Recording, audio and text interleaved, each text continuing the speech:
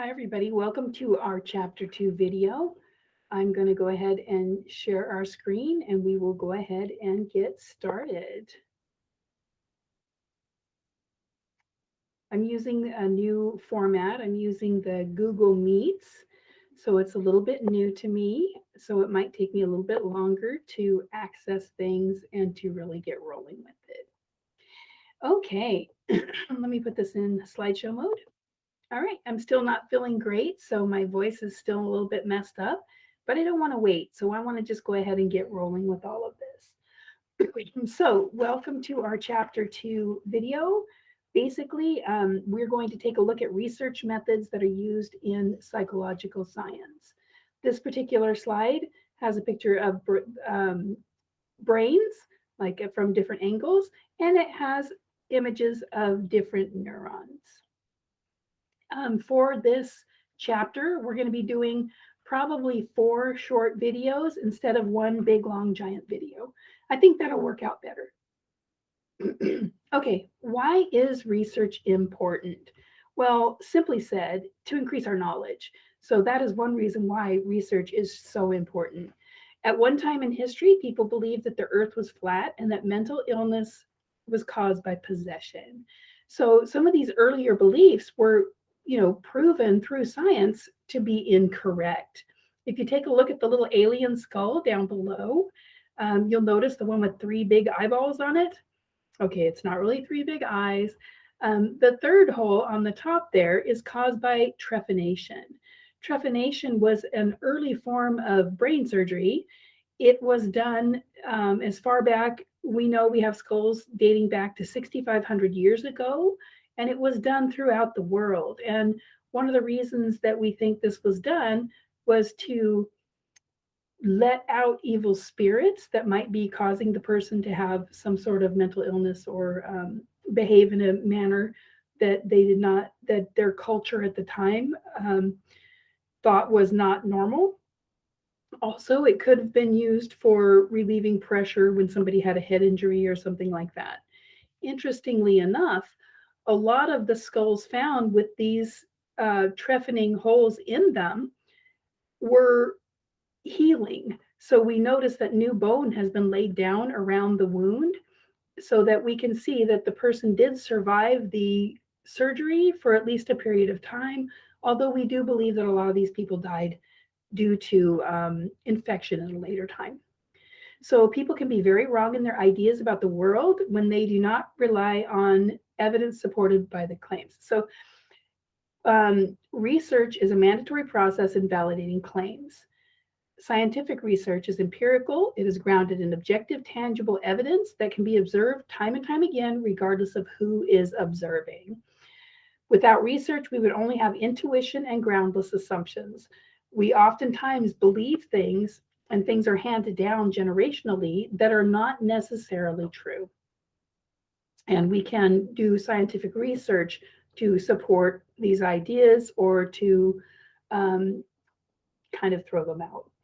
Through research, we're able to prove certain ideas through study and testing. Psychology is a science, therefore research is required not only to further investigate something, but provide verification and support of the findings. Okay, so I just read you that slide. I promise I'm not just going to be reading all the slides for the whole presentation. But this one kind of gives you a brief overview of why it is important to do research. We are trying to gain knowledge and get our facts straight, basically. Use of research information. So research information can be used in a variety of ways. One of the ways that we see it, see the term about scientific evidence being thrown out there is when people are doing some sort of advertising. Oftentimes, people do advertising and they make claims that are not true. And we have to consider a few things when we are evaluating these types of claims. So first of all, what is the expertise of the person making the claim? So if Michael Jordan is playing some basketball and trying to sell me some basketball shoes, I would probably be a little more likely to trust him that he would maybe know what a good basketball shoe is. than if I saw Michael Jordan standing there trying to sell me a supplement to help me increase my memory, which I could really use right now. So if he's trying to sell me some supplement and he's saying, oh, it's really helped me and I can remember so much better now, and Joe over here says that this has really helped him as well. Some people, because they like Michael Jordan, are just going to believe him and buy the product. However, we know that the goals of this advertisement is to make money for somebody. And it's very important to critically examine what is being claimed. For example, we would maybe want to say, what is the expertise of the person? Well, Michael Jordan, he might be an expert in the shoes, but not necessarily in brain enhancing supplements. What might they gain from doing this? Well, money. A lot of it is very money driven. Does the claim seem justified given the evidence? So what kind of things are they supporting? Are they giving you? Like, are they saying, well, Joe over here said it helps and Jordan over here says it totally helps? What kind of scientific evidence are they giving? They might be saying, oh, doctors recommend. Well, what doctors? You know, we don't know who they're talking about. You may want to do research this product and see, hey, what's the science behind this? Can I find any peer-reviewed journal articles that say that this product is something that will enhance my memory? And if I do find one article that says that, maybe I can find more. So if I'm doing my search and I only find one article that says that it might help, and other journal articles that are saying this is not something that is beneficial, then I would have to kind of reconsider that and lean towards the idea that it's not beneficial because only 1 out of 10 people are saying it does help. Researchers, scientists. So that's just kind of one other thing to consider there. All righty. So let's move on to our next slide. All right. A lot of people go around, and most of us as human beings go around with a lot of opinions. And we often talk about our opinions as though they are facts, whereas they are not really facts, they are opinions. So on this slide, we're going to talk a little bit about the difference between opinions and scientific findings. So on this side over here, I don't know if that's going to turn out right on this video, under the word opinions are some opinions. We'll start off with abortion is an individual woman's decision. That's an opinion. Abortion is bad and should be outlawed. That is another opinion. Now, scientific research is not going to be able to prove that abortion is a woman's decision, and is not going to be able to prove that abortion is bad and should be outlawed. There's a lot of science there about this issue, but it's not going to be able to really prove somebody's opinion on this.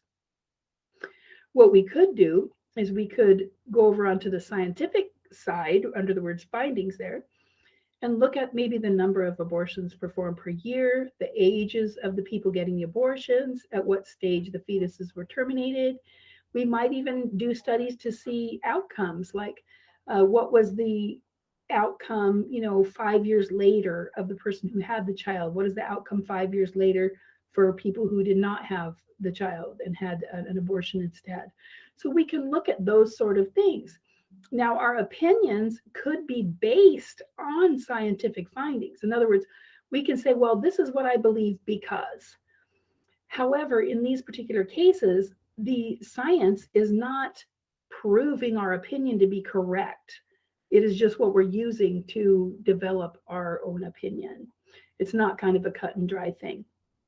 Another example would be guns are bad and people should not be allowed to own them. And the other side, people should have the right to own guns for their protection and for sport and hobby. So what we can do here is, these are opinions. Once again, people have strong opinions about abortion. People have strong opinions about guns. The bottom line is science is not going to be able to tell you for sure which one of these is the correct opinion to have. Okay. What we can do is we can look at how many mass shootings per year there are, what types of weapons are used in school shootings, the percentage of competitive shooters involved in gun crimes, the percentage of legally owned firearms used in crimes. And we can do things like that and find some data and some scientific evidence that may lead us to have a feeling one way or another about this particular topic. But it's really important to understand the difference between an opinion and scientific finding. The last one on the screen is like, I will go to heaven when I die. That's an opinion. Sure, this gets people up in arms, but it's not something that we can scientifically document and prove that you go to heaven when you die. And what we can't just like kill people, bring them back, and then have one group. I don't even know how you would do that, but it's not something that we can do scientifically. We can do research regarding that. I mean, we can go ahead and use some sort of descriptive method to record people's experiences who have died and been revived.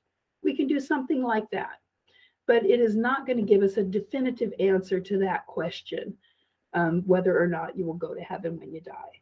So this is just something to really keep in mind in your everyday life. What is opinion and what is based on scientific findings? And understand which is which, because that's really important to not get misled by somebody presenting an opinion as though it is a factual statement. The scientific findings are factual statements. Opinions are just that. They are people's opinions. Okay, next slide. This brings us to, how do we get those facts? How do we get those scientific findings? Well, we do that by using the scientific method. If you have had an 8th grade project or even younger science fair stuff in school, you will have used the scientific method to create your science project for the science fair. This is the same scientific method used by scientists that you used at the science fair. The first thing, it's a little more detailed, but it's still the same steps. First of all, we would start off by, I'm going to go through the steps in just a minute. On this screen, we talk about theories.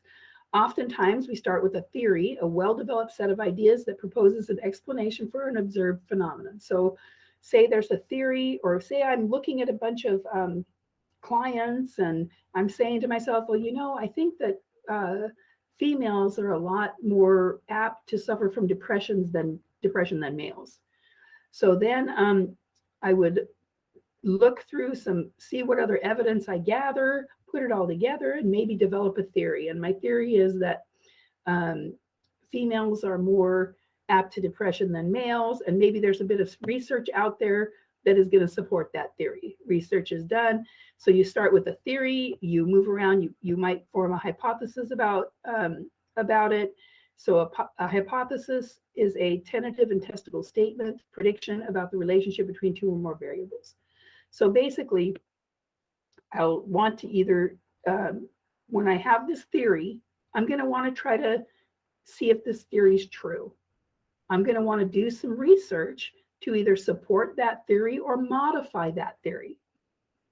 So we're going to form a hypothesis, and the hypothesis is something that's going to predict the outcome if the hypothesis is correct. And then it is something called falsifiable, which is capable of being shown to be incorrect. The scientific method of research includes proposing hypotheses, conducting research, and creating or modifying theories based on results. I'm going to go into a little bit more detail on that on the next slide. Okay. Different books and different people have kind of a different way of breaking down the scientific method. Some people say there's 5 steps. Some people say there's like 7 steps. I happen to like the model where it has 6 steps to the scientific method. No matter how you break it down and outline it, we all do the same things, regardless of if you're breaking it down to 5 steps, 4 steps, 7 steps. we're all doing the same thing. You start off by asking a question. What do you want to know about? So for my example, I'm going to say, well, I want to know if girls from the age of 13 to 15 suffer from more depression than boys of that same age. So I'm going to need, that's step one. I'm asking this question. This is what I want to know about. My next step is to gather information. I'm going to do some searches on databases, and I'm going to gather information and see what literature is out there regarding depression, and specifically looking for depression in females, and then seeing if there's anything depression in young females and adolescents. So I gather my information, and then I'm going to formulate a testable hypothesis. So to create your hypothesis, number one, it's going to predict what I think the outcome is going to be, and it has to be falsifiable. It has to be something that can be proven wrong. So I'm going to say, girls, let's see, girls ages 13 to 15 show more symptoms of depression than boys age 13 to 15. So there's my hypothesis. It has the components necessary. In other words, I'm saying how I think it's going to turn out, and that's going to be kind of easy to be proven wrong with my research, which is the goal. You either want to support that hypothesis, or you're going to show that it is incorrect, and then you regroup and do something else. Okay, the fourth note here is select research method and gather data. So for this step, I've already reviewed a whole lot of literature, so I know how they gathered data. I know what tools they used to find out about depression in females.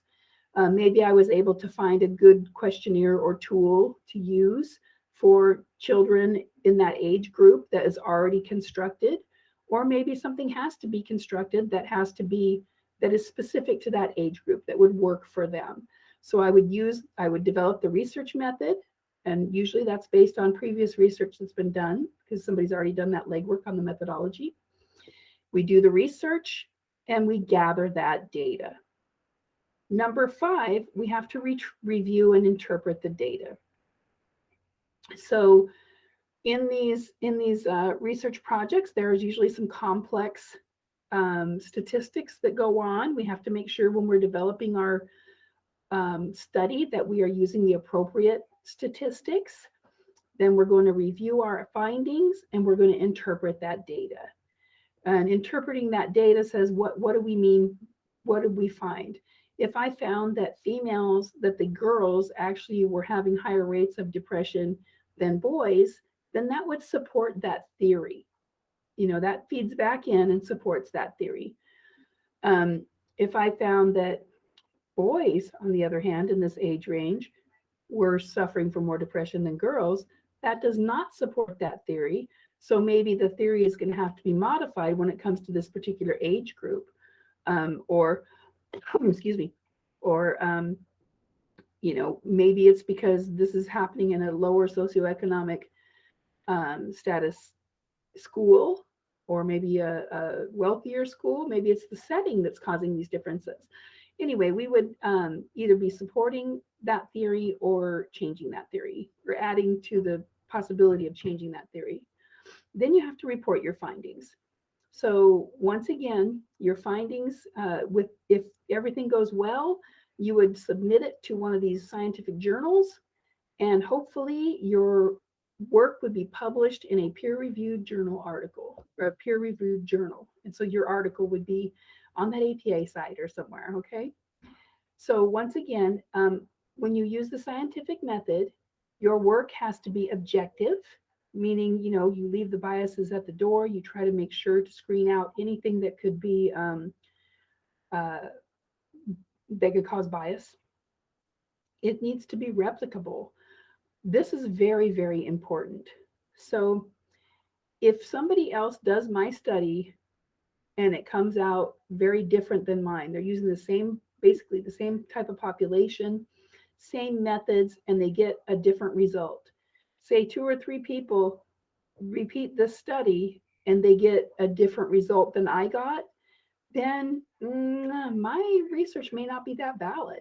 It may be that I have made an error or that I have done something wrong in my study. Because what should happen is when somebody does my study the same way, it should come out with the same types of findings. That is replicable. That kind of, if other people, when they do the same study with the same criteria that you used, it should come out the same. That was what it means by being replicable. And that is really important to make sure everything is valid and good. And then lastly, it has to be falsifiable. Now, in the example where the boys had more depression than the girls, my hypothesis was not correct. It was falsifiable. It was not supported. So if things can be either supported or not supported, they can be falsifiable. In that case, we know that we had kind of a good hypothesis there. I mean, we had a good structure. It has to be falsifiable. Okay, moving on.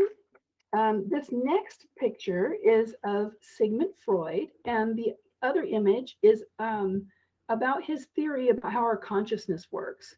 And in the theory of personality, we might talk a little bit about his theory. You'll see here that above the waves pretty much is what's called the ego. We have superego, we have id, we have the conscious above the waves, unconscious below the waves, and the preconscious, I guess, is where the ego is right there. So this is a very interesting theory. It has, many of his theories are giving us a good basis, especially for when it comes to treatment of mental illness. He's come up with some really great stuff. However, this particular theory is not something that is particularly testable. It has fallen out of favor in recent decades because it's not falsifiable. In other words, I can't do a research project here to prove or disprove, in other words, to support a hypothesis about this or prove it to be wrong, falsifiable, because it's just not something that we can test. The way the theory is not something that we can test. So a lot of our theories that we see in early psychology especially are going to be that way, to where they're not really falsifiable, but still they've at least given us some really good foundations to where we can sprout off of there and do the kind of research that we need to do in order to broaden our understanding of psychology and the human psyche. All right. There are basically 2 classifications of research: basic and applied. Basic research increases psychology knowledge base. So if I am doing a study, say I'm interested in learning how a particular neurotransmitter acts or how the receptors for a neurotransmitter act when I reduce the amount of neurotransmitter in the rat brain, then I might want to, then I can study that. I can say, okay, I'm going to learn this is an important neurotransmitter for, say, depression. What happens if we don't have enough of this neurotransmitter? What happens to the receptors in the brain for this neurotransmitter? Do they increase? Do they decrease? What happens with those? And I want to know this because, eventually this knowledge may be able to be used for some treatment type things later on. However, currently, I'm just doing this research in order to gain more knowledge about how the neurotransmitters and the receptors work. So that's basic research. It's just to increase our knowledge base. Applied research is a practical application to solve problems. So I may be wanting to test 2 different types of medications for depression. And I would have if I wanted to do that type of research, and I'm not going to go into that right now, we'll talk about that during some of our research methods. But if I wanted to test a drug and have different human people that are going to take one type of drug, another person that's going to take another drug, maybe another group that's going to take a placebo, then that is applied research. I'm seeing how these drugs actually work in real life. So that's a practical application to solve problems. And then, of course, we gather empirical data based on systematic collection and analysis of data. Both of these methods are going to use methods to where they gather empirical data. Okay, so that's it for this video. For our next video, we're going to look at approaches to research, clinical case studies, natural observation surveys, archival research, longitudinal and cross-sectional research.